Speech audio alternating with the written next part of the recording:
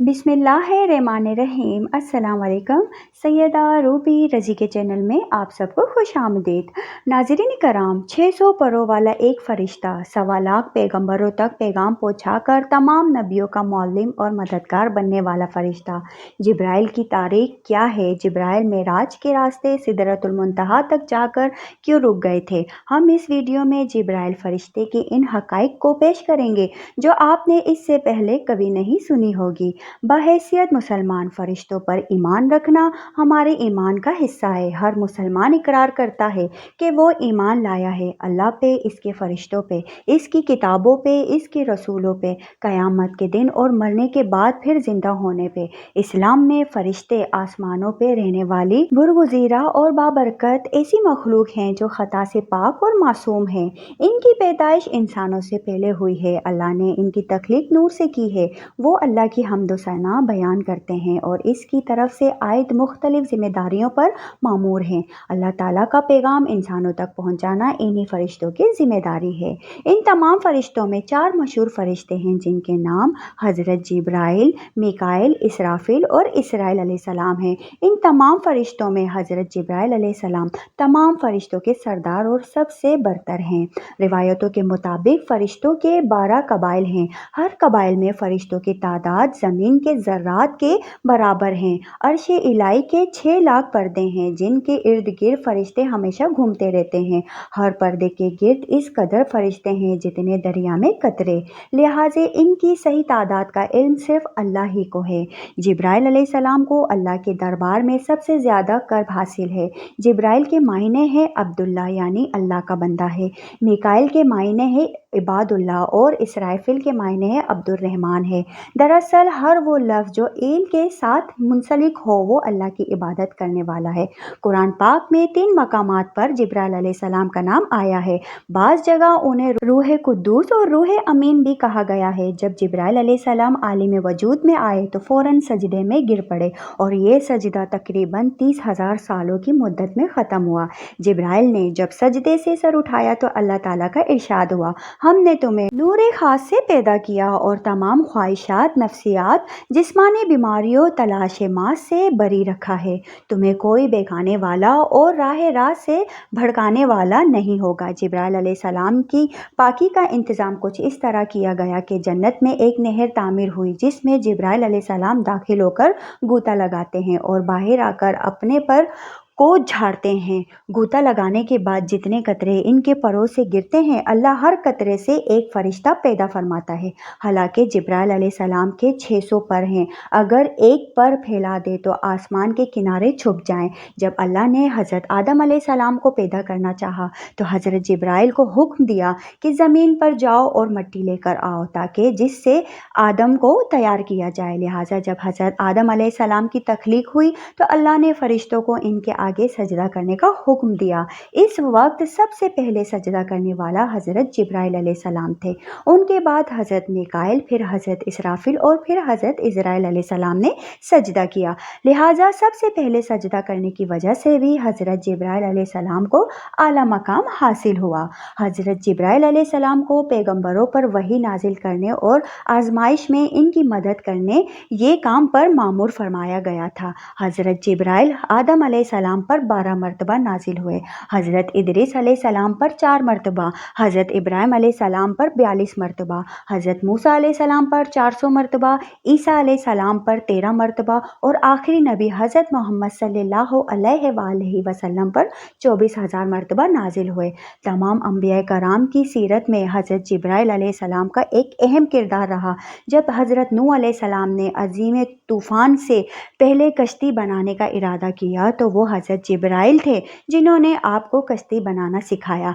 जब इब्राहिम अलैहिस्सलाम को नमरूद ने आग में डाला तो इस वक्त हज़रत जिब्राइल ने आग को गुलजार बना दिया।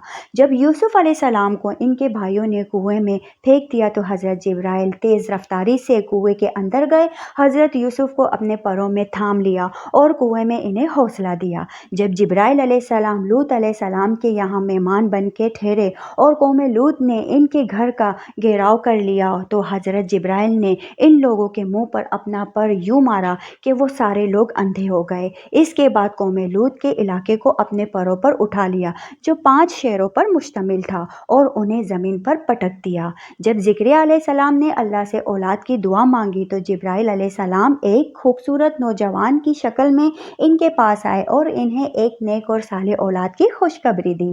حضرت عیسیٰ علیہ السلام کی پیدائش بھی جبرائیل علیہ السلام کے کلمہ کن سے ہوئی۔ مختصر یہ کہ پیغمبروں کے واقعات میں حضرت جبرائیل علیہ السلام کا ایسا کردار ہے گویا آپ نے دنیا کی تاریخ کو بدل ڈالا۔ تمام نبیوں کے پاس حضرت جبرائیل انسانی شکل میں آتے تھے، لیکن آخری نبی حضرت محمد صلی اللہ علیہ وآلہ وسلم نے حضرت جبرائیل کو اس کی اصلی حالت میں دیکھا ہے۔ جبرائیل امین اور حضور صلی اللہ علیہ وسلم کی پہلی ملاقات کا واقعہ نہایت ہی دلچسپ ہے۔ دراصل حضور کو تنہائی پسند تھی اور آپ غار حرا میں جا کر عبادت کیا کرتے تھے، لہٰذا ایک دن غار حرا میں آپ عبادت میں مشغول تھے۔ اس اثنا میں آپ صلی اللہ علیہ وآلہ وسلم کے پاس ایک فرشتہ آیا اور کہا پڑھو۔ آپ نے کہا میں نہیں پڑھ سکتا۔ فرشتے نے آپ کو سختی سے دبا دیا، پھر چھوڑ دیا اور کہا پڑھو۔ حضور نے کہا میں نہیں پڑھ سکتا۔ فرشتے نے دوسری مرتبہ دبایا، پھر چھوڑ دیا اور کہا پڑھو۔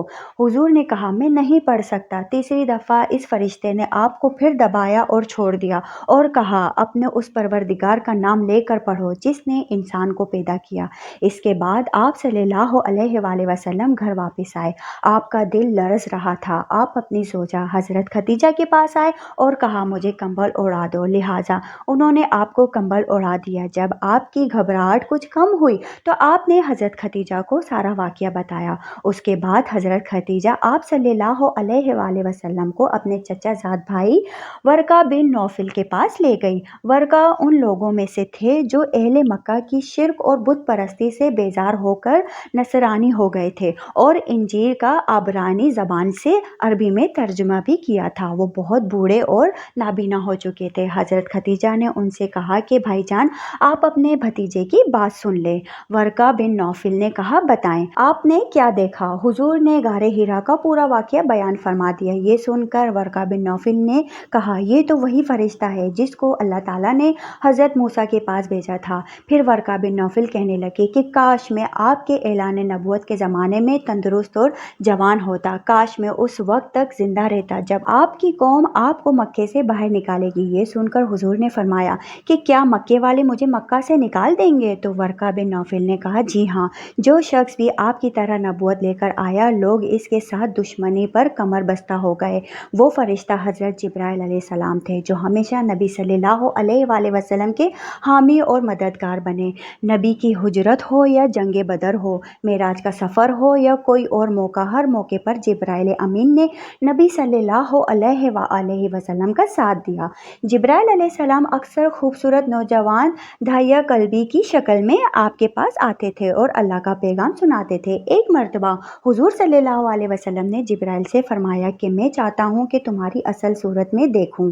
انہوں نے عرض کی آپ بقیع غرقد میں فلاں تاریخ کو مجھ سے ملاقات کریں، لہٰذا آپ اس دن وہاں تشریف لے گئے تو حضرت جبرائیل نے اپنے پروں سے ایک پر پھیلا دیا جس سے آسمان کا افق بھر گیا، یہاں تک کہ آسمان کی کوئی چیز نظر نہ آئی تھی۔ ایک روایت کے مطابق ایک مرتبہ رسول اللہ صلی اللہ علیہ وآلہ وسلم نے حضرت جبرائیل سے پوچھا ہے جبرائیل ذرا یہ تو بتا کہ آپ کی عمر کتنی ہے؟ حضرت جبرائیل نے آپ کو جواب دیا یا رسول اللہ مجھے اپنی عمر کا صحیح علم تو نہیں ہے، لیکن اتنا یاد ہے کہ ساری کائنات کے پیدا ہونے سے پہلے اللہ کے حجابات میں سے چوتھے پردے میں ایک ستارہ چمکتا رہتا تھا اور وہ ستارہ 70,000 سال کے بعد ایک بار چمکتا تھا اور میں نے اپنی زندگی میں وہ ستارہ 72,000 مرتبہ دیکھا ہے۔ اس پر حضور صلی اللہ علیہ وآلہ وسلم نے جبرائیل سے کہا اے جبرائیل مجھے اپنے رب کی عزت کی قسم وہ ستارہ میں ہی ہوں۔